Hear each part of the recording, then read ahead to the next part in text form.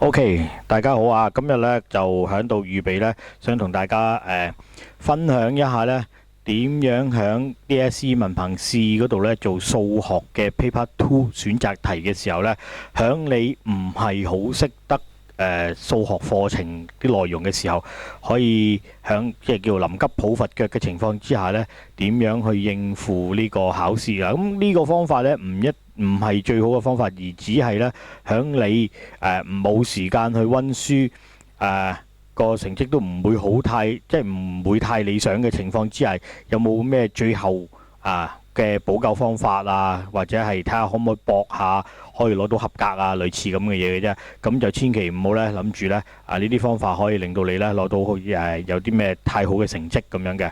好啦，就其實係分享一下有邊啲可以做下，有啲咩可以做下咁樣啦嚇。咁我就揀咗咧2012年嘅呢一份 past paper 咧，同大家分享一下嘅。咁我哋咧做選擇題嘅時候咧，佢喺考試時間裏面咧係平均就分半鐘咧就要做一條題目噶啦。咁一共咧有45條題目。咁就不過咧基本上咧，如果你睇得呢個視頻嘅話咧，咁即係表示咧你係唔需要考慮呢啲時間性嘅嘢啦，因為咧你絕對係有多餘有好充裕嘅時間有多，因為咧大部分題目你都係靠撞嚟到撞個答案嘅啫。好啦，咁我哋做呢啲選擇題嘅方法係點呢？咁我哋首先第一樣嘢咧就係要將成份試卷呢45條題目裏面咧睇下有邊啲題目咧你係可以去撞。唔係撞，係代數字落去咧，去揾答案嘅。咁你就盡量將呢一類型嘅題目咧就做晒佢。做完咗之後咧，跟住將其他唔識做嘅題目咧，就全部都撞晒同一個答案 A、B、C 或者 D 咁樣嚟到撞。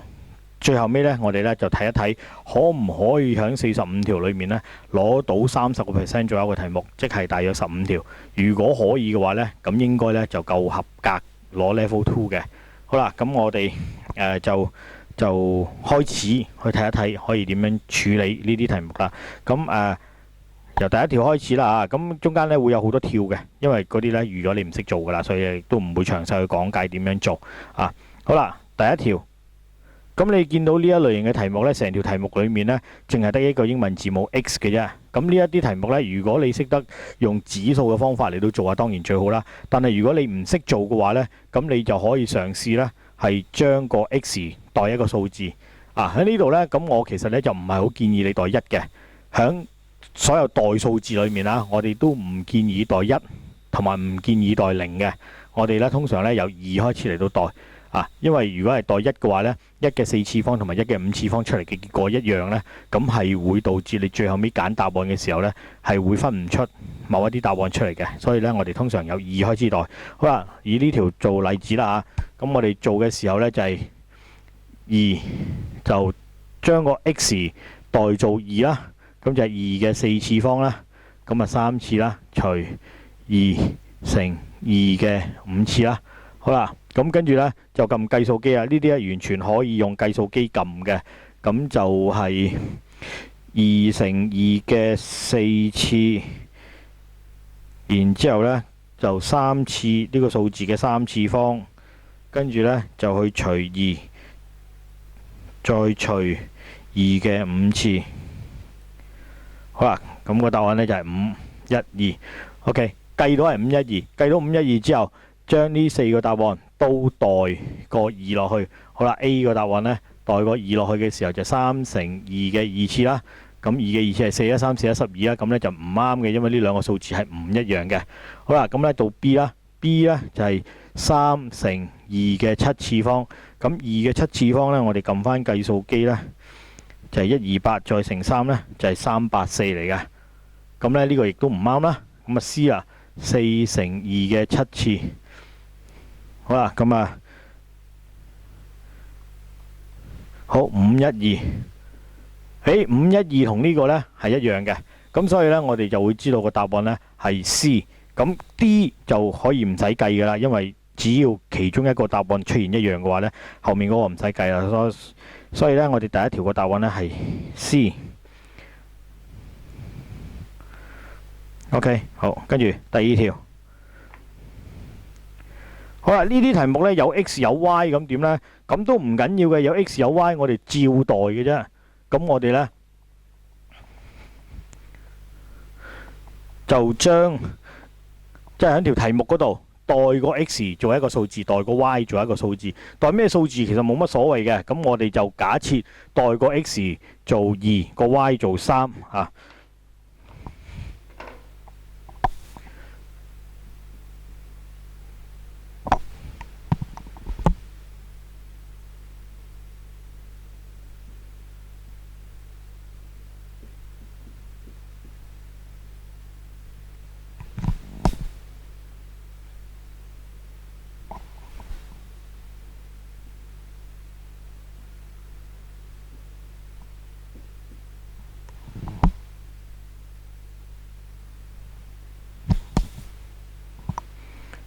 OK， 好啦，跟住呢就2、4如8啦，8加3係11啦，咁啊11嘅2次方呢減2、4如8啦，8減3係5啦，咁就會變咗5嘅2次啦。好啦，咁呢11嘅2次係121啦，減5嘅2次係25啦，咁我哋撳計數機呢就會係121減25。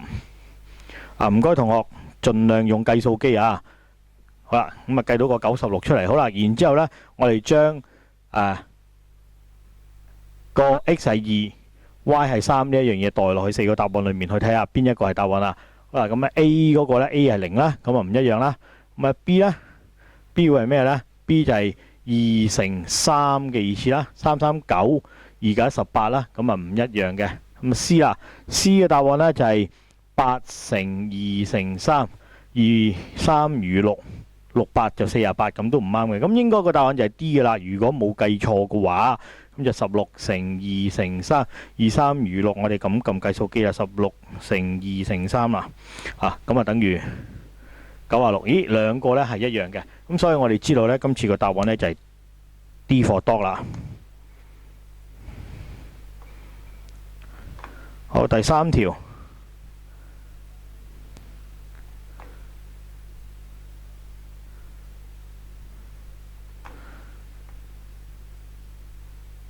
好，如果一條咁樣嘅恒等式啊，呢一年呢係可以好容易被破解嘅，咁所以呢，往後嗰啲年份呢係出得難咗嘅。咁2012年呢個呢係呢4年文憑試裏面呢最易做嘅一條嚟㗎啦。好啦，咁呢條我哋會點做呢？因為我哋個目的係要計個 P 出嚟，咁即係話成條式裏面呢，我哋係最終要保留個 P 喺度，而唔見咗個 Q 嘅。要令到個 Q 唔見嘅話呢，我哋最簡單嘅方法就係將個 X 代做負2，因為代負2嘅話呢，第一個括號呢，咁我寫一次啦 ，X 嘅2次加 P 啦。如果將個 X 變做負2嘅話，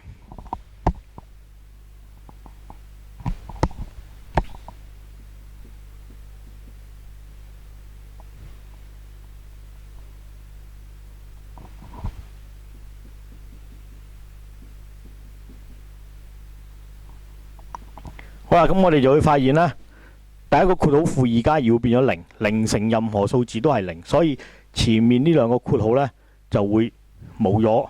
咁所以我哋就會即刻好快咧個 X 因為代負2嘅，咁我代翻個負2先。咁呢度咧就一定要好小心啊！我哋代負2嘅時候咧，唔該你撳計數機咧，一定要係有二次方，一定係負2啊，有括號嘅。咁負2嘅二次咧，負2乘負2咧係變正4嘅，4加 P 咧係等於正10。好啦，4調過嚟啦 ，P 咧就會等於6啦。咁所以我哋會見到個答案咧就係 C 啦。呢個咧都係代數字落去做嘅。好啦，第4條咧就基本上咧係如你係當你唔識做啦。假設你已經唔記得咗如式定理啦。好啦，咁我哋當唔識做，我哋落下一條。好啦，下一條有冇辦法可以代數字呢？咁樣下一條兩個等號嘅呢啲題目呢都有出得多嘅。咁呢啲可以點做呢？咁我哋呢就嘗試呢係代個答案。而家佢問你 n，我放翻大啲先啊。好啦，條題目問你個 n 係等於乜嘢？n 係等於咩嘅話，咁假設個 n 我哋用翻正數嚟到做先啦。個 n 會唔會等於3呢？如果個 n 係等於3嘅話，我哋就將呢一樣嘢代落去第一條式嗰度 ，m 加2乘 n 即係2乘3咧，2、3如6啦，再加6啦，等於2m 減3等於7。好啦，呢個情況之下，我哋睇後面嗰條式。後面呢條式佢話 2m 減3要等於7喎，咁你會計到個 m 等於咩啊？減3調過嚟變加3，咁個 m 呢就會係等於5啦。好啦，如果係5，即係呢個 m 係5加6加6會唔會等於7㗎？唔等於嘅喎，唔等於，咁即係話個 n 係等於3呢一樣嘢係錯嘅，因為唔配合嘅。OK， 好啦，咁我哋呢就試另外一個啦。n 係3唔啱嘅話呢，咁我哋就試 n 會唔會係11嚟嘅呢？個 n 會唔會等於11呢？咁我哋一樣啦，將個11代落去嗰兩條式嗰度 ，m 加2乘11即係22啦，加6啦，等於2m 減11等於7。好啦，如果係咁嘅話，同樣地，我哋睇翻後面呢一條減11調過嚟變加11，即係2m 要等於7加11係18啦，個 m 就會等於9啦。好啦，咁係9嘅話，我哋代落嚟呢度咯喎，9加22加6會唔會等於7㗎？唔等於嘅，所以 C、D 個答案都錯嘅。咁都錯嘅話，咁我哋呢就再試，會唔會係-1呢？好啦，如果個 n 係-1嘅話，我哋代翻落去條式裏面 m 加2乘-1即係-2啦，就加6啦，就等於2m 減-1就等於7啊。好啦，咁呢度呢就一樣啦，我哋睇翻減-1即係加1啦。好啦，2m 加1要等於7，咁所以呢，將個加1調過嚟變減1啦，咁所以 2m 咪等於6啦，個 m 呢就等於3啦。好啦，如果個 m 係3加-2加6係咩呢？咁就3加-2加6，個答案係7嚟嘅喎，個答案啱啱好係7喎。當呢一個 m 代做3加-2加6，咁啱計出嚟7嚟嘅喎，一樣嘅喎。咁所以呢個我哋就會知道個答案係 B 啦，-1。嗱，再講多次，呢個唔係最好嘅方法，但係呢個係當你唔識做嘅時候，可以係其中一個用一啲代數嘅方法嚟到做，繞過晒所有你應該要識嘅學科內容嚟到去做答案啊！好啦，跟住下一條呢，就去到第9條啦，因為中間嗰啲呢都預你唔識做噶啦。好，第9條呢一類比例點做呢？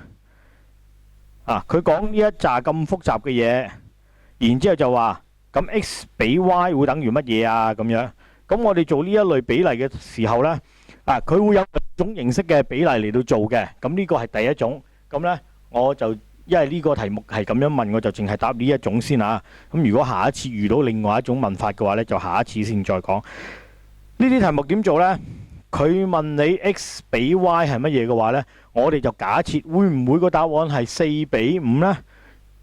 咁我哋會點計呢？我哋就直接將個 x 代做4，個 y 代做5，然之後將呢兩樣嘢直接塞落去嗰條式嗰度，睇下計唔計得出個7。如果計得到嘅話，嗰個就係答案啦。咁我哋試下會唔會係 A 呢？即係 x 會唔會係4，y 係5呢？咁我哋將呢樣嘢代落去條式裏面啦。6乘4加5乘5除3乘5減2乘4，究竟呢一樣嘢會計出嚟係幾多呢？6、4、24啦，5、5、25啦，3、5、15啦，2、4如8。好啦，咁我哋撳計數機啦，撳翻啊，記住盡量係信計數機好過信自己啊。24加25，即係上面係49啦，下面呢15減8就係7嚟嘅，7749個答案7。咦，啱啱好係7嚟嘅喎，兩個數字係一樣嘅喎，所以後面都唔使計啦，個答案就係 A 啦。好，呢條係第9條，個答案係 A 啊。好啦，到下一條應該係去到12條啦。中間嗰啲我假設你已經係全部唔識做啦。好，咁呢類呢應該呢係數手指嘅題目呢。咁我相信大家呢都可以做得到嘅。中間嗰啲描述呢，你基本上係唔需要理會佢噶啦。佢而家你越睇嗰啲文字呢，你就越唔明條式喺度做緊啲乜嘢。所以呢，呢一啲咁樣嘅圖形嘅題目呢，唔好睇條題目啦，直接就望一望嗰啲圖形，佢嗰個規律係點樣。第一幅圖係1點，第二個圖係2點，第三個圖係3點，第四個圖係4點。咁第5個圖、第6個圖會係點呢？佢而家問你第8個圖。OK， 好啦，好似頭先所講，第一個圖係1點。第二個圖係第2點，第三個圖係第3點，咁第8個圖當然下面係有8點啦，係嘛？好啦，然之後呢，你會見到呢，佢係多一個出嚟，再多一層，後面會再多一層，係咪？好啦，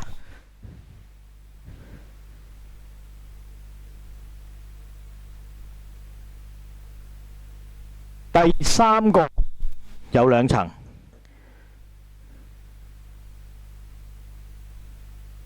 第4個有3層，第5個就應該會多一層啦，係咪？咁所以呢，又或者話我哋自己直接睇翻啦，頭嗰2個係冇嘅，頭嗰2個係冇嘅。咁呢度8個，頭嗰2個係冇嘅，跟住你自己就可以數翻，每一個都褪一個。做呢啲題目嘅時候，千祈唔好嫌麻煩啦，因為做嘅方法好多時諗到係佢個規律係點樣就係點樣啊，即場諗就 OK 啦。咁樣千祈唔好咁鬼麻煩話呢啲，因為你有太多時間，你有個幾鐘頭只係做10條題目左右嘅啫，其他啲題目都係撞嘅，所以可以慢慢做，唔好心急。呢個8個6、5、4、3、2、1，跟住你就自己加翻佢8個2個咪10個啦。呢度係6個4個咪10個啦，20啦。5個1個咪6個啦，咁有29個總共有29個。個答案係 B 啦。呢啲應該都唔算太難做嘅。好啦，跟住呢，跳去到第19條，因為你哋識做嘅題目，即係用呢種方法嚟做嘅題目唔多噶，咁所以可以慢慢做嘅。去到第19條。年年都有㗎呢類型嘅題目。好啦，第19條呢度點處理呢？呢度呢，我哋做呢啲題目呢，就直接唔好諗咁多啦，直接代一個角度落去呢條式裏面啦。我哋最常代呢，我自己最常代呢，就代個30度嘅。好啦，咁點做呢？就係 cos 60度除1減 cos 90減30，即係又係60度，加 cos 240度除1減 cos 207減30度，即係240。OK， 好啦，跟住唔好嘗試去約揀啊，一定要用計數機 cos 60除。呢度呢要好小心啦，因為呢下面個分母有2個數字㗎，所以呢度呢我哋入計數機嘅時候，一定入計數機嘅時候要用個括號括住佢嚟到輸入啊。留意下啲括號就得㗎啦，1減 cos 60。好啦，然之後呢就照加啦，cos 240。除一樣啦，要加括號啦，1減 cos 240。好啦，咁你就會計到呢，應該個答案係0.66666嘅。呢個0.66666。好啦，咁我哋將個30度代落去呢4個裏面呢，我哋睇下 A、B、C、D 邊一個啱啦。咁啊，一除 cosine 30呢，就係睇下先啦。cosine 30，然之後呢就2次方，跟住呢就1除2個 answer， 咁呢就1.3333嚟嘅啊。即係話呢個呢，如果你係用翻cosine 30度2次方，即係30度 cosine 30計咗個數字出嚟先，然之後先2次方。計咗個分母之後，因為佢較為複雜啊嘛，計咗出嚟之後，跟住先至用計數機一除個 answer， 咁你就會計得到佢係等於1.333。咁呢個咧係唔啱嘅，因為我要個答案係0.666啦。好啦，咁個 B 係咩呢？咁個 B 咧就係 cosine 30除 tangent 30啦。個答案係1.5嚟嘅。個 B 咧撳計數機係1.5嚟嘅，咁亦都唔啱啦。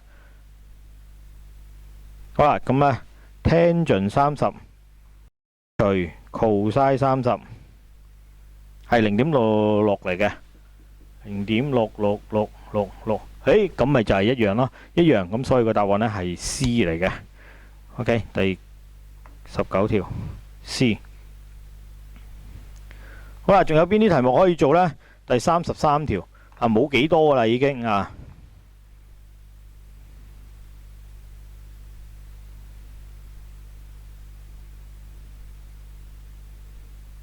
好，第33條。好啦，呢一類進制嘅問題，二進制、16進制啊。咁呢啲題目呢，其實呢就唔太難做嘅。如果你知個方法嘅話，咁呢我哋做呢類嘅題目呢，就係純粹去數個位置嘅啫嚇，數位置。呢啲進制嗰啲呢，幾多進制嗰啲呢，我哋去數呢，就係由0次方開始嘅。哎呀，大鑊！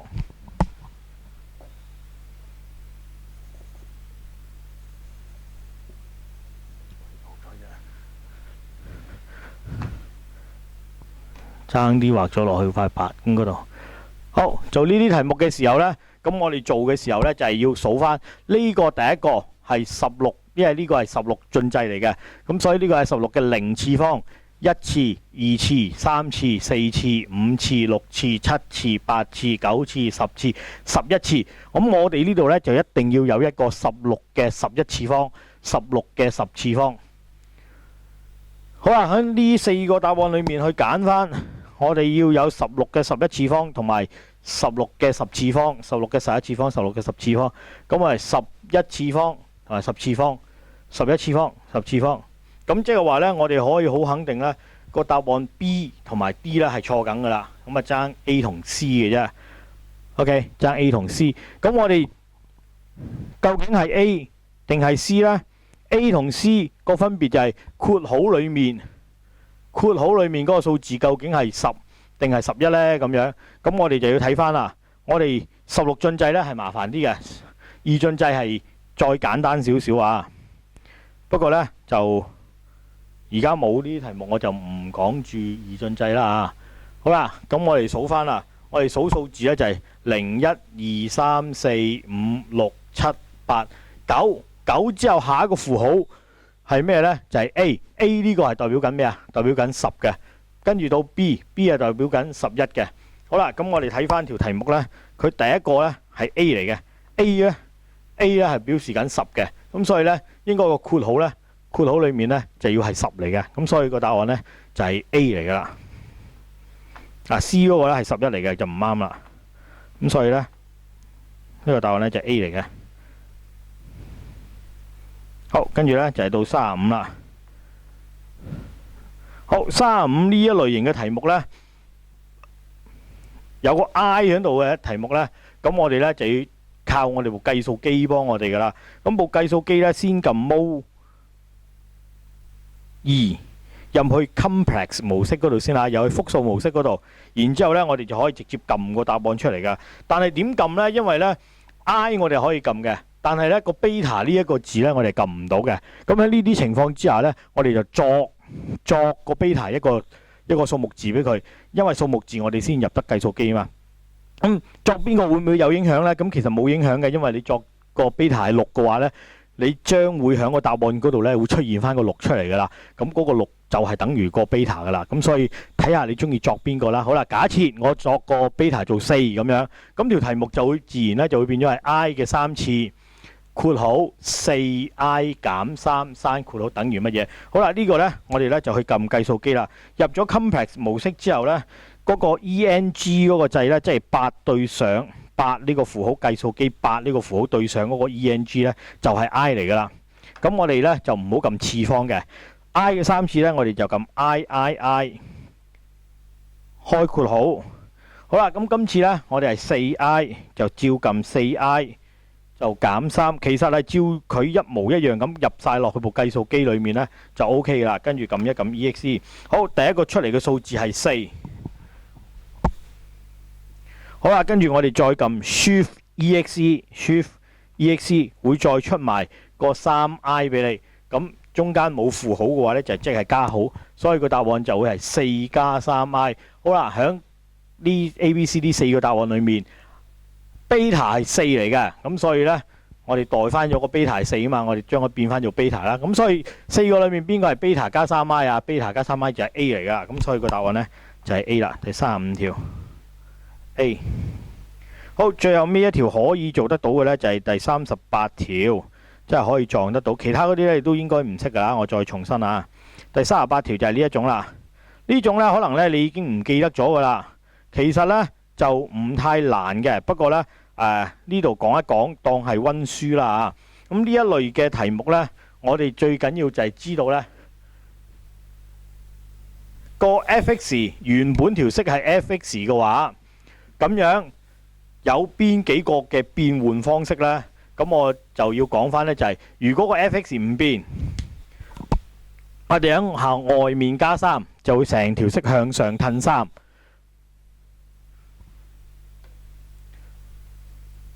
如果係成個負喺外面嘅話，條式嗰條線就會上下反轉咗。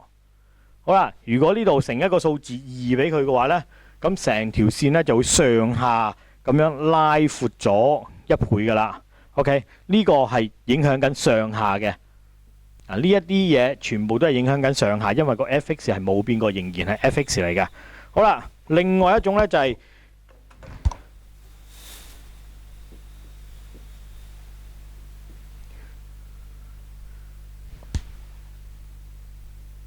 好啦，另外呢一種咧係咩呢？另外呢種咧就係響個 F 令到個 X 改變，令到個括號改變嘅。咁會有啲咩效果呢？就係如果喺括號裏面加3嘅話呢，幅圖唔係向右褪喎，加嘅話呢，幅圖係會向左褪嘅。加3係向左褪，咁減3就自然向右褪啦。好啦，如果係個 X 前面成個負嘅話呢，你會見到仍然係改變咗個 f(x) 㗎。OK， 呢個係個完整嘅 f(x) 係冇變過㗎。咁呢個呢係個 f(x) 係變咗樣嘅。個 x 加個負嘅話係左右反轉咗。OK， 沿住個 x 軸左右反轉咗。好啦，如果係個 x 前面成一個數字咁啊點啊？2x。咁啊，乘 2x 嘅話呢，就唔係左右咁拉闊咗嘅喎，乘2嘅話呢，係反而係撳扁咗嘅喎。咁點先至會係拉闊咗呢？如果係除2呢，佢就會拉闊咗啦。OK， 嗱，記住咗呢樣嘢呢，咁 f(x) 唔變嘅話呢，就影響緊佢上下嘅。如果喺個括號 f(x) 嗰個括號裡面嚟到做嘢嘅話，就影響佢左右嘅。咁記住咗呢一樣嘢呢，咁就 OK 啦。咁我哋呢就睇呢條題目啦。好，呢條題目呢，第一個佢話原本係 f(x) 係呢一樣嘢，原本條線係喺度。咁我而家要揾一條線呢，係個括號裡面減2，然之後外面加1。好啦，咁如果你仲記得我頭先所講嘅話呢，括號裡面減2呢就向右褪嘅。所以幅圖咧係向右褪，然之後咧外面加一咧，幅圖就向上褪，向右褪向上褪。喂，原本條線喺度向右褪向上褪，應該褪咗嚟呢度㗎，唔係褪咗嚟呢度㗎。所以 A 嗰幅圖係唔符合嘅 ，A 唔係答案。B 嗰個原本嘅 f(x) 喺度向右褪向上褪，咁啊睇下向右褪，咦呢個係向下褪，呢幅圖原本喺度啊嘛，向右褪向下褪就出現咗呢個啦，所以呢幅圖 B 咧都係唔啱嘅。好啦 ，C 原本喺度，跟住向右褪向上褪，咦咪啱咯係嘛？原本喺度向右褪向上褪，所以個答案係 C。D 個答案都唔使睇㗎啦，已經。好啦，我哋已經將我哋識做嘅題目呢已經係做晒㗎啦。做晒咗之後，跟住縮翻細，我哋睇翻我哋究竟啲答案有邊幾個 ？C 出現咗3次係咪 ？A 出現咗3次 ，B 出現咗2次 ，D 只係出現咗1次啫。OK，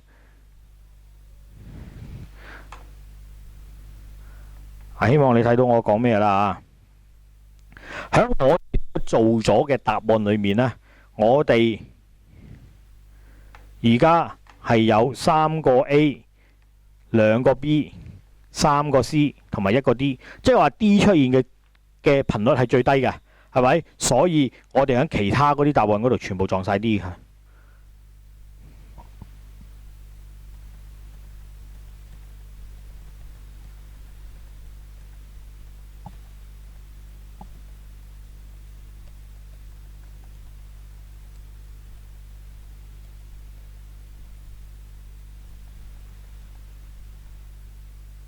OK， 撞晒，咁我哋考試嘅 Paper 2亦都做完啦。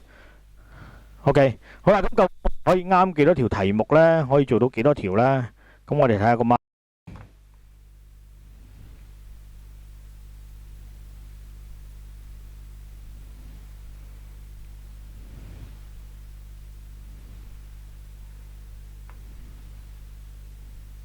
好，咁我哋睇下有幾多條答案係啱嘅呢？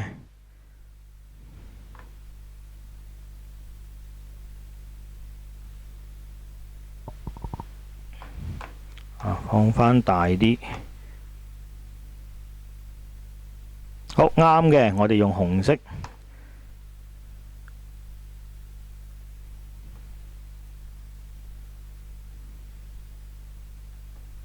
第一條 C 啱啦，第二條 D 啱啦，第3條 C 啱啦，第4條 B 放翻大啲先。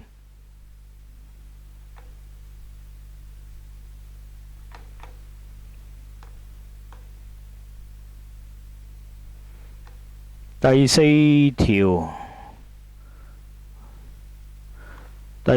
條 B 唔啱嘅，第5條 B 啱嘅，係好煩啊！第5條 B 啱嘅，第6條 D 撞啱咗一條啦，呢個 OK。第7條 C 唔啱嘅，第8條 D 又撞啱咗啦，第9條 A， 第10條 D 嗱又撞啱啦呢個。好，第11條 C 唔啱嘅，第12條 B 啱嘅，第13條 D 啱嘅，第14條 B 唔啱，第15條 A 唔啱，第16條 B 唔啱，第17條唔啱，第18條、第19條、第20唔啱，第21條 D， 第22條 A， 23條 D， 24、25都唔啱。好，第26條唔啱啦， 27、28、29，第30條就啱啦。第31、32，好，33係 A， 33係 A， 34 C 唔啱啦，35 A， 36 D， 37 A， 38 C，咦？點解我未撞晒嘅？38C 好啦，咁我後面未撞晒啦，我繼續撞埋佢啦。我話全部都要撞 D 噶嘛。好啦，第39D 40D 41、42、43都唔啱嘅，44D 啱嘅。好，45亦都錯嘅。好啦，咁我哋點算一下個最終結果？紅色係我哋啱嘅。1、2、3、4、5、6、7、8、9、10、11、12、13、14、15、16、17、18、19、20、21、45條，你啱21條。如果你唔合格嘅話，你返嚟揾我。OK， 希望你可以知道我喺度做緊啲乜嘢，同埋我相信我頭先所做嘅題目裏面呢，即係話同你哋做呢啲黃色格仔嘅題目呢，其實仲有另外一啲嘅題目呢，係你哋會識做，而我冇講到，我就假設你唔識做，所以撞咗答案嘅。咁所以呢，如果計埋呢一類型嘅題目呢，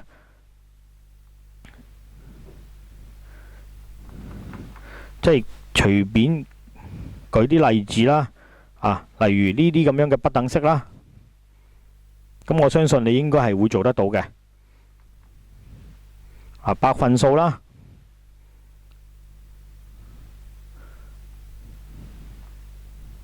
呢啲準確幾多位有效數字啊？幾多個小數點啊？呢啲咁我都當你唔識做啦。OK， 咁樣撞嘅話，你都中21條，45條。如果你可以中到21條，而你最尾唔合格嘅話，咁你就返嚟揾我。我只可以話俾你聽，你真係唔好彩啦，係咪？因為可能嘅45條，如果你21條嘅話唔合格嘅話呢，咁呢個呢，你絕對係應該要去 check 卷啦。OK， 得嘛？咁嗱，你試下做其他嘅年份嗰啲 past paper， 睇下個 result 可以做到點樣。咁如果你需要試卷題目嘅話呢，咁嚟揾我，我再諗下方法點樣同你處理啊。OK， 咁呢一個練習去到呢度，拜拜。